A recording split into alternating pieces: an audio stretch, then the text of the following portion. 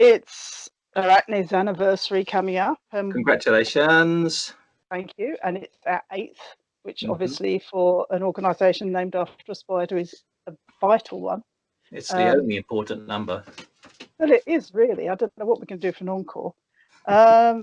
So what I'm doing is I'm doing a little video bit for each of the books we've published in that 8 years, which astonishingly is 36. Bravo. So it's more than one a day. So some of them are being done in groups. Actually, you're awfully close with the camera. That's 8 a year, isn't it? It's roughly that, yeah. Yeah. It wasn't to start off with. It was for the first year, and it sort of went through little sort of bubbles of extra. And I suppose actually we ought to talk about the story sessions as well, shouldn't we? Because that's where I discovered that you wrote poetry. Because, well, no, I didn't know that before that, didn't I? Because you were in The Other Side of Sleep. That's right. But I think that was the first time I'd really heard you read something that was part of something big. And I was going, this is rather good. This is quite startling in the context, because it was very laid back story sessions. And there you were, absolutely on point, not even reading it and all this. And I was going, and thinking, am I just being blown away by the performance? Is this actually as good as I think it is? And so cornered you and said, you got a publisher for this then? Is it finished? And you sent me it. And I started it in the middle, because I started with the ones that you'd actually read. And I was thinking, yes, this is superb. And I'd already decided I was going to say yes before I'd read all the rest of it. But then I read the rest of it, and mostly I was deliriously happy, but there were just one or two that I was thinking, I can see how these work out loud, but they just come over a little bit de-dum-de-dum-de-dum-de-da on the page. And you said it's out with somebody else, and I chased them up, because I was thinking, if that's what they read first, they're going to say no, and they were going to make a mistake. So let's get in there. And there's nothing like chasing people up to get them to say no. So they said no, I can have it. Yay. Russian editor's decision, and the decision will always be no. Sure. So I know that you've probably done this to death a bit, but tell me how this came about. All right. It occurred from something totally unrelated to any thought of poetry or writing. I was tied in a room in a shared house, and I came upon a little gang of threads.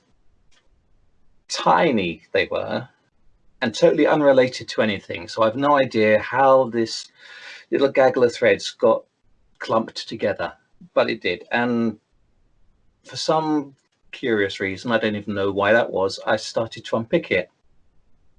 Perhaps it reflected something of my own nature, of looking at the intricate details of it all. And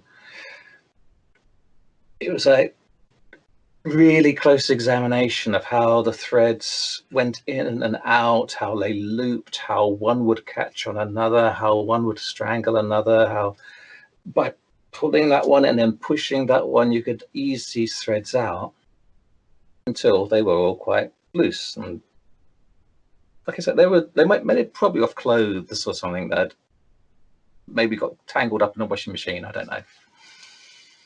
And as I was doing it, but it kind of recalled previous times when I'd visualized things in my mind.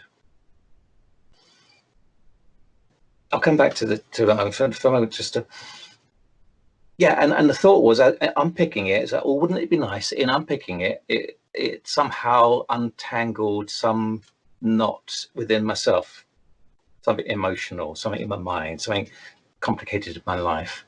And wouldn't that be a lovely form of sympathetic magic?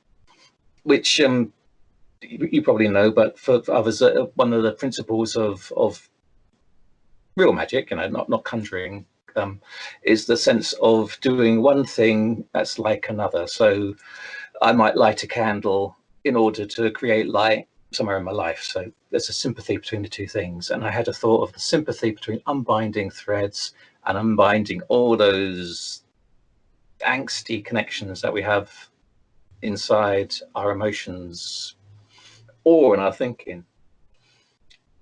And it occurred that wouldn't it be lovely if there were someone who could, in truth, do that by untying a knot, release something in your life. And I had the thought, and it passed, and it went away. And then sometime later on, the exact same thing happened again. I found another gang of threads, and I unpicked them again, and the same thought came along. And I suppose, and being a reader of fantasy fiction in my younger days, the first thought was a novel of some sort, which was a very daunting thought, and more than I actually felt capable of doing. So again, I put it aside.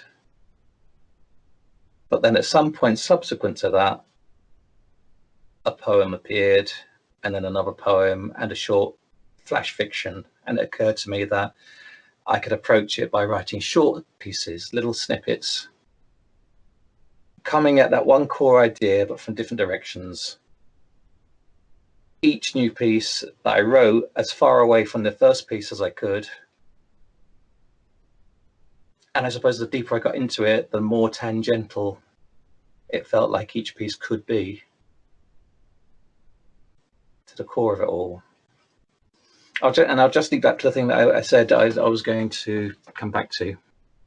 Prior to all of this, there's been genuine times in my life when that sense of grief or anxiety or emotional hurt was sitting in my body. I'd feel it quite physically.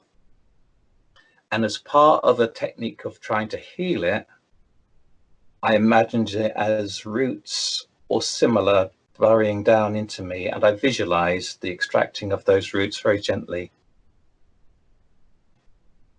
In a sort of a sense of wanting to remove the pain somehow, leaving just the gaps where they had been, visualizing light and honey and things like that pouring in as a healing balm over it. So that sense of visualization tied to the symbol of the untying of the threads got connected, and kind of carry it through as to what the magic is of this man. Yeah, and one of probably nearly the first questions I asked you is this actually a thing, or have you made it up? Because it was so convincing. I love that it is so convincing.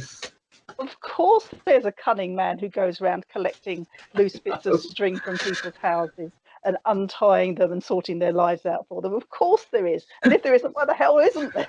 Indeed, yes, for sure. Brilliant. It's such a good idea. And as someone whose mother used to collect up bits of string and untie them and then roll them up into very neat balls and keep them in case they came in handy, it sort of fitted a bit. But also, while you were talking about that, I was just thinking about how tangential a lot of the pieces in this are, and that is almost a bit like if they'd been too close, then they would have knotted. And so there's sort of the looseness of the collection actually fits very nicely with the concept. It does, doesn't it? And kind of in hindsight, as if each of them was a separate thread or a string going through, and was just a big clump, and we have unthreaded it and woven it together. Yeah, and that was one of the joys of reading it. I mean, completely out of order as it happened, because I just sort of grabbed a chunk off the printer and started reading, and I just very happily, and I thought, oh, hang on, this isn't the order he wants them read in. Oh, well, never mind. And there is a bit of, it almost doesn't matter the order you read them in, because it's also tangential, and it does hark back constantly to things that have happened before or have been referred to, and it's I was really quite interested because I was thinking that is actually quite a brave thing to do, to just say, okay, this is all connected, and I am not going to tell you how it's connected, and I'm not going to fill in the gaps for you. I am going to trust that you will follow my thread. Mm-hmm. And something I aspire to. And I just found myself thinking, what I really love about this is the space in between. Often it's the, okay, you haven't hammered this into, it's sort of, this is what's happening. Have you got it? It was, there you go. Follow it or not, understand it Yes. or not. I'll come back to it probably, and maybe you'll make the connection, but we'll just keep going. And I am in awe of this book. I am so glad I got to publish it. Every time I hear you read it, I get something different from it. Mm-hmm. And I think the fact that you're so at core a performer as well as a poet is hugely an advantage, because you think about how it will be read, and Sure. sort of the auditory echo you get off the page is there. And particularly having heard you perform it so often, I can hear the accent, each bit's done in. And, Yeah. but even so, when I then hear you read it again, I go, oh, I'd forgotten that, or I don't think I'd even noticed that. And when I'm choosing books to publish, one of my rules of thumb is I'm going to have to read this forensically at least 7 times. And I have got to not get bored, because if I get bored, I will not notice mistakes and it will go out badly. And I could listen to this over and over and over and over. And I'm still finding things, despite the fact that I have read it forensically, probably rather more than 7 times now. I just adore it. Sure. I recognise that there are certain bits that I feel almost like, oh, I've overstated that. I've been too obvious with that particular line and making this connection. No. Some of them, I wouldn't say accidental, but some of them were surprises to me. And others were quite deliberate, and some were built on the logic of what had gone before. And writing it, because it took about 4 years in all to write, and each piece was highly individual, and certainly some of them built on what had gone before. So like the Knotsman's Apprentice was one of the very first ones. It was the first prose piece of them all. And the character of the lad and Sissy and the sister, I didn't know at the time that they'd reappear, but they did. And we know that the Apprentice is one of the core threads of the story. And Sissy came back with a story of her own to tell. But certainly the amount of space in between. I wanted to have that core idea of this is the man and this is what he does. And essentially, if you knew that much, then you could read any of them and get things from it. It's hard for me to say whether each piece would stand on its own, and I'd need other people to tell me that. But even that's not necessarily the point. Certainly a lot of them would. And also there were times when I was almost writing against what had gone before. Saying, oh, what if that last bit was actually unreliable? Here's another version of it.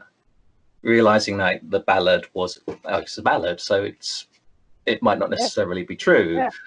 Oral tradition, and it got warped along the way, and for sure, and fitting into the traditions of ballads. And so of course there's a couple that must be parted by their uncaring parents, because that's what happens in ballads, isn't it? For sure. Yes, but tragic lovers who throw themselves into rivers. Drownings, to a penny in ballads. But it's the way that you've taken those and gone, okay, but what if this is because this happened. And so the knotty man becomes central to it again.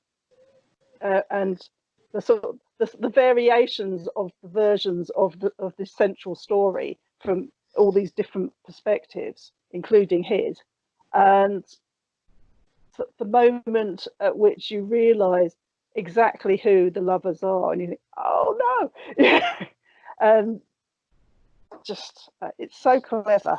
And 4 years, I can see that there's been 4 years put into this because of all those little sort of drip, drip, drip of ideas, and if you're not paying attention, you'll only get some of them. But then every so often, you go, "Oh, so this is okay. All right. So actually, let me just go back and reread that again. Oh, I see."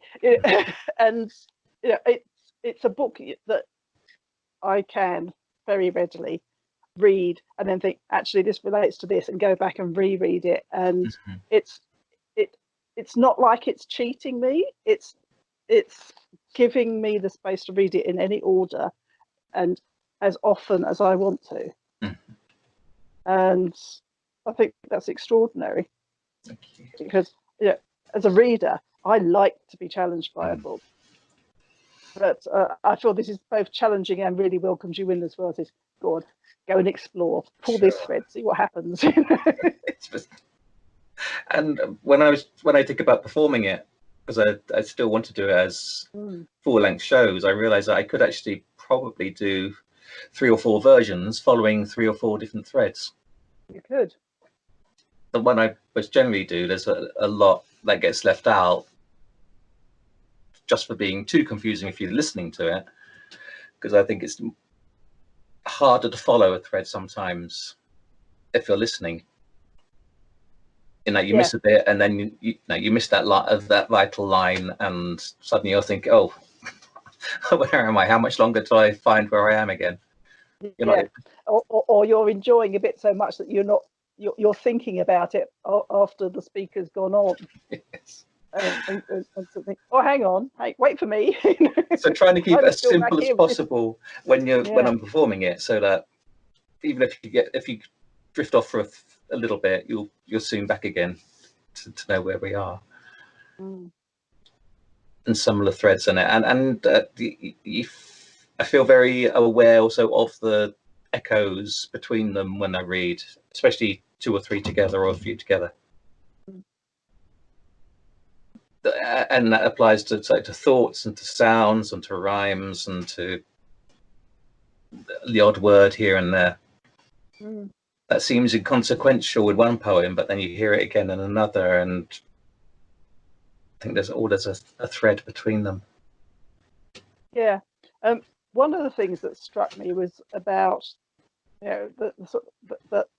the period that it's set in, which is sort of very loosely the English Civil War. Yeah.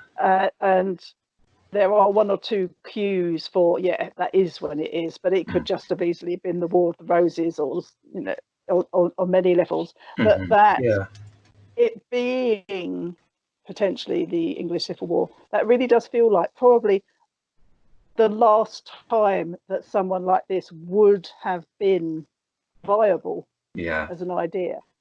And the fact that we do actually have the last Knotsman in that period, and he wouldn't have survived the Enlightenment. It just wouldn't have happened. And so that just felt so right that that's when it was set. And also gives you opportunities for wonderful battlefield poems and things. I love the Spur. I mean, I hate the Spur. In many ways. It is one of my favorites too. And you challenged me on one of my precepts for publishing, which is I do not publish gore. But what really struck me was, even when you were being absolutely and very literally visceral in what you were describing, there's compassion there. It's not, "Oh, look, blood." It's, "Oh God, blood." And that was okay. This is how I feel about this kind of thing. We are absolutely on the same wavelength, that this is not okay. and none of your characters think it's okay, and they are devastated. Okay, good. You know, because God, I can remember I was lying in bed reading that because I couldn't put it down, and I was going sort of at arm's length a bit, and thinking, oh God, where is he going with this? Is this? Yeah. Oh, actually, no, that's fine. Yeah, I can cope with this. Yeah, because there is no reveling in it. No.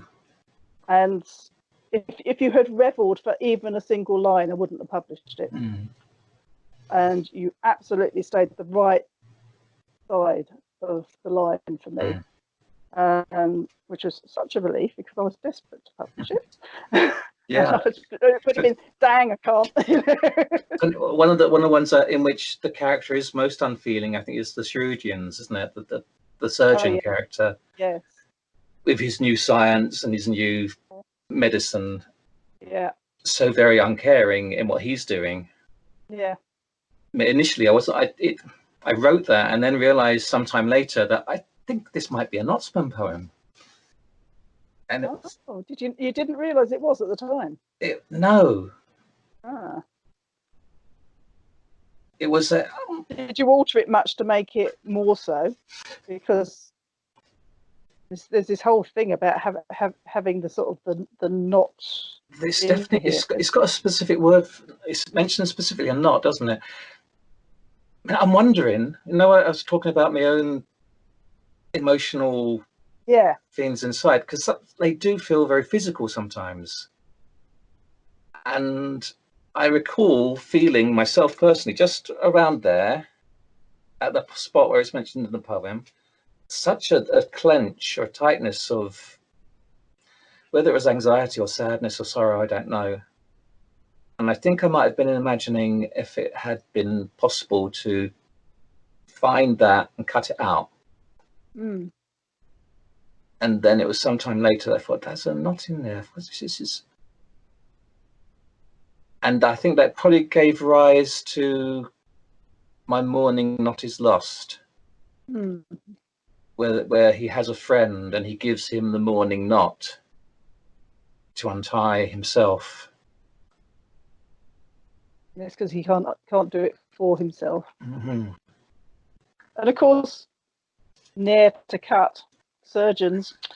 Nay, never it's to right cut. there, isn't it? It's Yes. right there as the alternative way of dealing with it. Yeah. Get your knife out. I don't think so.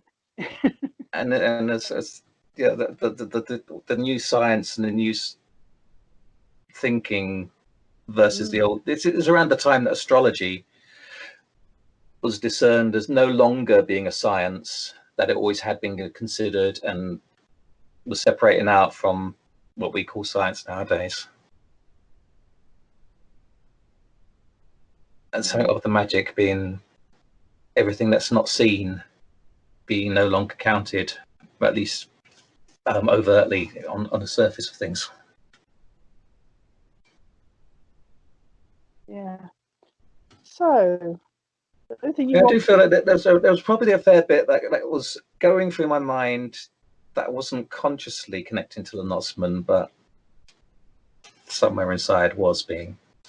Yeah, and I mean that one is a bit of an outlier in the collection, but it really, it's almost like here's the alternative, because it's page 64. You're thoroughly immersed in this peddler almost, and all of the traditions and superstitions and the old Marlichgate and all of that stuff, and you've veered off into almost Chaucerian sort of stuff once or twice, and then there's a surgeon, and you go, oh yeah, there's a surgeon, yeah, okay, yes, of course, this is the real world. There's actual people with knives who think they can fix things. Going back to your saying, this is at the point where he couldn't, the tradition probably couldn't have survived past that. That's certainly symbolic of that. And it's the tipping point. So it's a pivot, actually, rather than a tipping point. It's the point at which you're going, yeah, this can't go on like this. This is what's going to replace it. How do we feel about that exactly? And then it's sort of dying away of all these possibilities because people aren't accepting anymore. You've got the whole thing about the preacher who's sort of saying this is all nonsense, and then finding he can do it too, but it doesn't go quite the way he expects. So you're constantly challenging this long-held belief that this will work, and then you throw in a surgeon, go, yeah, and now look. So yeah. I really, it's a really important poem to be in there. That's what counter to that as well. The whoever the friend was whose account is caught in I'd ne'er deny the Knotsman, talking about him healing people from the plague and saving wrecked ships and things, and it might be true or it might be him exaggerating. Yeah. No, we don't actually know, but it's kind of the other way of aggrandizing this very simple art and making claims for it that may or may not be true. Yes. And then there's all the things that he absolutely says, no, I can't do that. No, I can't stop you dying. Yeah. But I can make it peaceful. You know, and it's some very big issues. And told through the microcosm of these couple of guys, passing on their knowledge one to the other and getting into trouble and getting out of trouble and then getting into trouble and not getting out of trouble. And I particularly love the way it ends, where it's just sort of, it's such a personal story suddenly, because you've had all of this chaos and bedlam of the war and other people's expectations and hopes and other people's love lives being wrecked or otherwise by the tying or untying of a knot. And then there's sort of, this man has a life. Even if he didn't know. He didn't realise it himself. It was possible even, let alone that he had one. And it's almost like he's retiring, sort of, well, I'll just go and walk by the river with my lad, and it's charming. And it leaves it unresolved at the same time as resolving it. Yeah. So there's no sort of big bang ending. There's no sort of, okay, we're going to hang this one. There's nothing. It's just going for a walk with his lad. Yeah. And it just sort of beautiful. I would say tied in a knot, but not clearly. Plaited. Plaited. Yes. Dad, look, the rope's begun to plait. Yes. I am a sucker for ending with a start, I have to say. And it's so unlike everything else we've talked about weaving and we've talked about unknotting, but it's the first time that particular kind of binding was. So it was a surprise to me and a joy to me when I began to discover that. Oh, wow. And comparing that last one as well, so to the sailor, who knows he's got children around the world, he misses them dreadfully, knows he can never go back to them, and says to Knotsman, will you unbind this tie, being my children, because I can't bear not being with them. Yeah. Yes. I have to say, I've not looked at knots the same way since. There's a lot to examine in there, isn't there? There's a lot there, yes. And I use my scissors less. I do actually unpick knots occasionally now. Not if they're really, otherwise just throw it away. But yeah, I mean, going to it's the Annie Elba's exhibition I went to when we were in the throes of this, wasn't it? And I sent you photos of her drawings of knots. Oh, look, I found you another knot. Which one do you think this is? Yeah. And all the names that you made up for knots, and I was saying, are these real? And you go, well, I think one or two of them are genuine, but sort of. I mean, I did check a thesaurus for every variant of type of. It was. I didn't want knots names. There are famous sailors' knots that have names. Yeah. I only pinched a few things, like I think I used a reef and hitch and Yeah.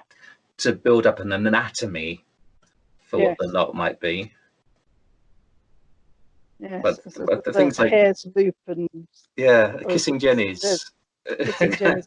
And I absolutely believed every word of that as well. Which gave me great fun doing the video for the book trailer of making up knots and saying this one's what this is. A woman is drowning. Men are condemning a witch. A fire is left burning out of control. Birds are flocking. The king has tears in his eyes. A wave crashes over a corpse. A sailor revives on a ship. The captain is staring to the horizon. Girls are being taught to pray. Spinning is put by as a child falls. A man is probing a sore place under his arm. A musket misfires. A woman is having her last bleed. A priest is hidden. The home holds its breath. A crow lands on the shoulder of a hanged man. Children are showing fingers they found in a field. The castle walls crumble a little in rain. A mistake is found in a printed Bible. A man has his hand up a skirt unasked for. The Knotsman is seen leaving a house. Seeds are germinating in furrows. Soldiers are dicing for a gold tooth. A boy is kissing a boy.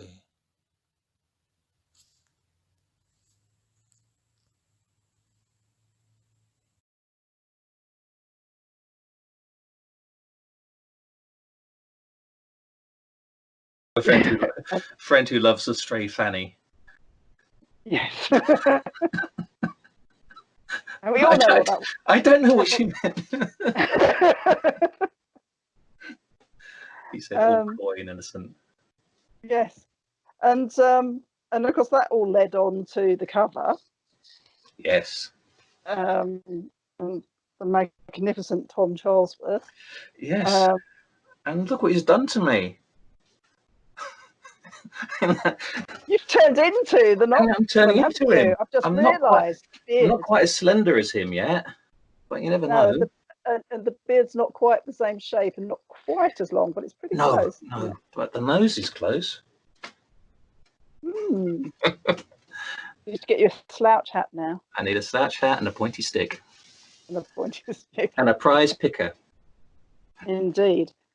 Yeah, don't start growing your fingernails to points. That would be very.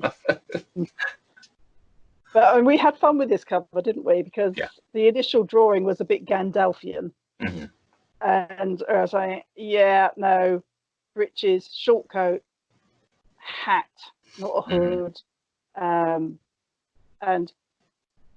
nothing that is tied upon his person. Now, I want buttons, I want belts, I want buckles. Yeah. And it gradually morphed, but we kept this stance of him striding across, which was lovely. And then we were saying, okay, how do we get the battlefield into this? There was a brief discussion about flying cannonballs, which I very firmly sat on, but no, we're not doing that. And we ended up with the skeleton just sort of buried in the knot that he's walking across. And it was really important because Tom does a lot of knot work in his designs. I said, it mustn't join up. It must not join up. It's got to be unraveling where his foot is touching. And I think it really works. I'm really pleased with it. It does. It's clever, and it's the sort of thing that people will misread the cover and think, oh yeah, not worked, blah blah. And then when they've read the book, they'll come back and say, "What? Oh, hang on." As he strides, it comes apart. Yeah. comes apart. And keeping some of the lino cut Yeah, imagery that we wanted from the pamphlets and the woodcuts, not lino cuts, the woodcuts at the time. yeah. Because we were trying to get to look like a broadside, weren't we? Yeah. And then when I went and looked at the broadsides, they didn't actually look how I thought they did. So I was thinking, well, maybe it's tarot cards I'm thinking of. So there's definitely that, and of course we've got the Hanged Man. Yeah, certainly the tarot ties into so it's that. very definitely in that sort of, can't think what the word is I want, but that style of things. And of course, it looks nothing like either of those, in fact, because it's much more sophisticated. Yeah. But it's just sort of got that flavour to it.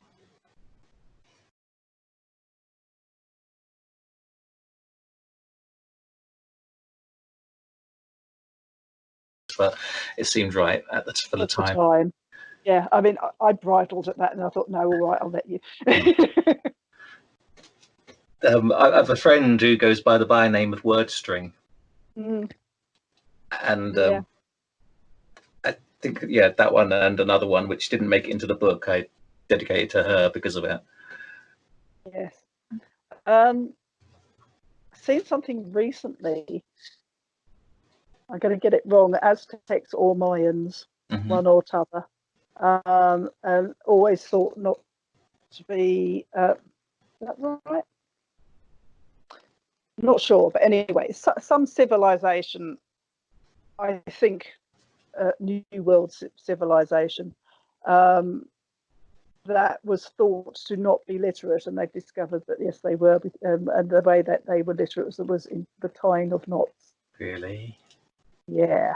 That sounds wonderful. And I was delighted by this because yonks ago I read a book by a woman called J.G. Carr in which an entire plot hinges on the fact that a new planet, the inhabitants are believed to not be literate and therefore can be exploited, but actually they are absolutely literate, and they send messages by tying knots in thread. Oh, wow. And I thought, yeah, well, she knew what she was talking about. And look, it proved to be the case. There's also within English folk music at least one ballad, a number of ballads that deal with a sense of not magic as a binding, restricting magic. A sorceress type evil stepmother keeps her unwanted daughter-in-law bound within labour because of the knot she's tied around her bed, and the child can't be born. That's right. Yes, I know that one. It's one of the child's ballads, and it's nasty idea. And that's why I'm told that by an Egyptian friend that there is a tradition in Egypt of people untying knots, and that's kind of releasing magic. There you go. Nothing new under the visiting moon. Okay, I think probably we should leave that there. Okay. Unless you've got anything you'd like me to ask you, give you an opportunity to say it. Well, I'll just mention that I still do plan to do it as a one-person show. Yeah. Taking maybe half of the material in there, creating a kind of an arc, easy enough to follow. At its minimum, just me doing the voices. But who knows, maybe with budget, you're going to get a whole bunch of actors. Well, while you've been talking about it, I've been thinking actually it'd be kind of fun because you've got all the different perspectives on things. Not necessarily to act it, but to have more than one voice, maybe 4. So you've got the Knotsman and the Apprentice and Mr. E and the Weaver Woman. Maybe that'd probably be enough because they're all observers as well as actors, and just to get the complexity, because I think people would hear the complexity if they've been told it from a different point of view, in the same way as you get it off the page. But you know me, I like to have a finger in every single pie, so you just tell me to back off. And it's like we can have 3 or more versions of it. Yeah. You know, there will be, when we eventually get back into venues, there'll be venues where one thing will work better than another. Certainly. And I can imagine it working really nicely as a video, Yes. perhaps using more than one voice. Or an audio thing to listen to. Possibilities are endless. I know. So how long is your piece of string? I've got dozens of them. So yes, hopefully it's still going to happen. Things like that. Yeah, I would really love to see that happen. I'd also like to see it being toured from village to village, a la the Knotsman. You just There's turn up. a place in Worcester called Commandery, which was where Charles II had his battle headquarters for the Battle of Worcester. Right. It would be the perfect kind of venue to do it. All beams and wood and ghosts and dust and spiders. And yes, and I've been thinking all along of, the name of the place is going to go now. I think I want to say Farringdon in Oxfordshire. Mm-hmm. Something like that. Farrington, don't know. Which has a wonderful 17th century butter market or something of that kind. Yeah. One of those medieval buildings on stilts in the middle of them. And a lot of the marketplace bits that happen in this, I've been setting right there. Yeah.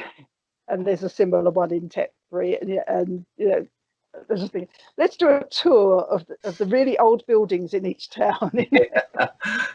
Just set up at a corner and just do it without warning. Absolutely. I think that would be great. Look forward to doing it. Hi, Riz. Okay. Right. Thanks so much, Matt. Thank you. Really good to talk to you. Likewise. It's been great fun listening to you and watching you read over the last month. Thank you. Sort of some interaction's great. Isn't it?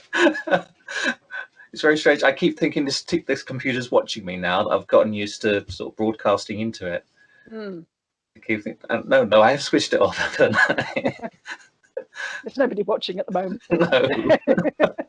I'm going to stand in the corner here where I know it can't see me.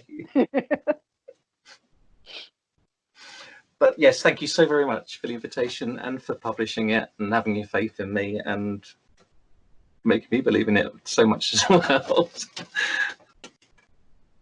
Yeah, I mean, I have to say it's one of the books that I probably had the least editorial input into, because so much of it was so well thought out already.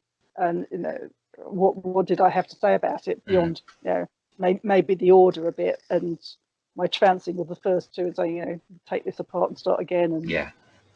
And and actually, having said that, it ended up being, I think it was 3 words that I had a problem with, really, when it came down to it. Well, no, I know. That's tightly done. It did cross my mind as well that people reading the first one are going to think, oh, this is a book of a certain kind of poetry. Yeah. And I knew we were taking a big risk in doing that. Yeah. But still. And what's been so lovely is how many people have absolutely got it. And when we were asking people for cover quotes, and I said, I know who we'll ask. We'll ask Faye Heald, because she teaches folklore, and what I've heard of her singing, she really goes for the creepy ballads, Lucy Waddens and things like that. Yeah. So she'll get it, and my goodness, didn't she just? Again, with that same thought. One had secured a place in my imagination, and this is a volume I will turn to time and time again to help me unravel the important questions. I'm just going to go swoon.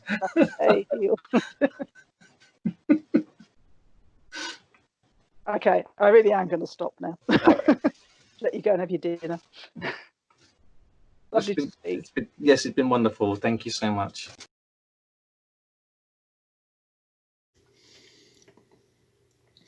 Hello.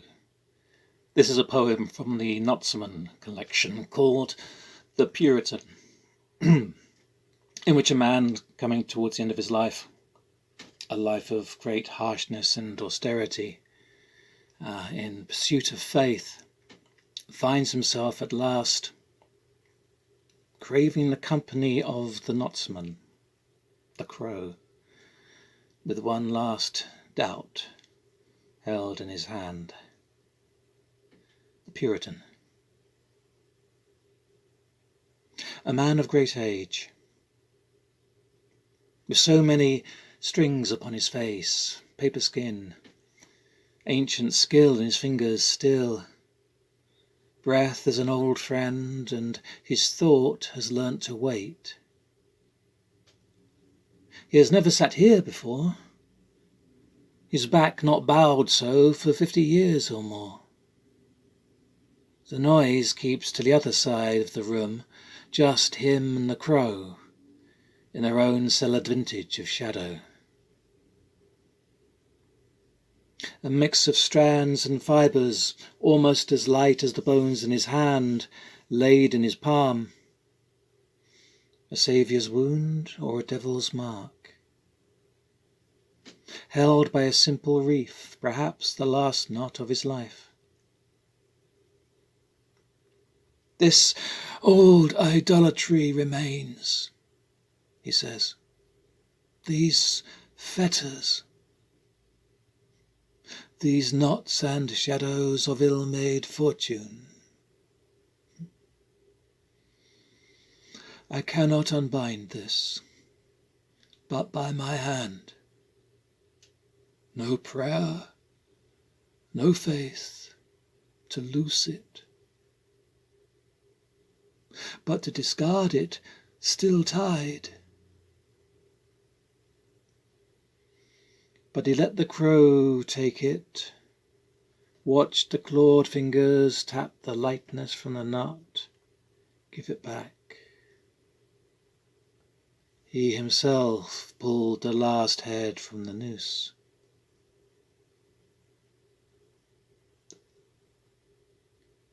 I think I feel forgiveness, Knotsman. Who can tell? But I, and this knot untied. No impulsion now. Landlord, a luncheon for this man.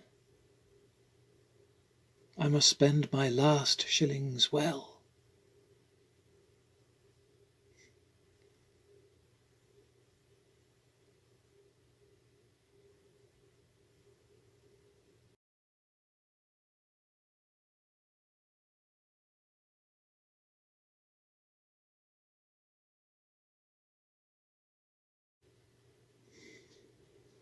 So these are two poems from the Knotsman's collection, which I think go quite well together. They both talk about life on the road, about life as a single person, with no ties, no connections, the freedoms and the loneliness of that, perhaps. The first is called Itinerant, and the second is called Mr. Swarthy. Itinerant. Every other step on this road pulls the knot tighter. He walks to the next place of need, and though the strands do not impede him, you can see they leave him, well, stranded, trailing threads snagged. Practiced fingers picking by firelight the lines that hold him. Some he will keep as a clean thread, others give to wind. He will work his shoulders free, offer salve till a rope burn each new morning. At times he will laugh at himself beneath a shady tree, releasing a rabbit from a snare, its tiny heart running in his hand, sitting still in fear beside him on the ground. His own neck taken from the noose willingly. Loose now, he carries his kindness freely, but still this lonely knot remains, untied to anything but itself. Were he to offer it to someone else, he must walk. There are other steps needing to be took, others knots to untighten.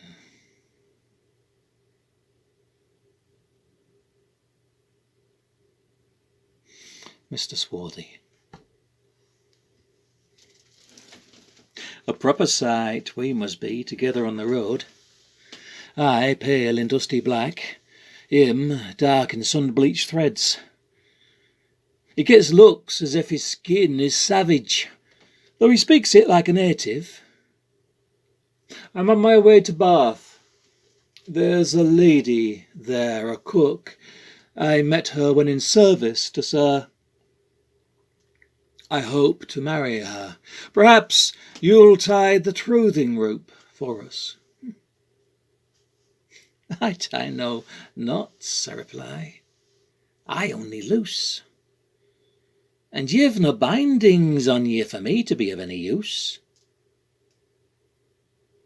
I must concur. The strangest thing. When I first stepped on England's shore, as the green air pushed aside the salt, and the gentle hills still rolled their hips for me like a mother, I felt every bind I had falling free, leaving me just with this singleton.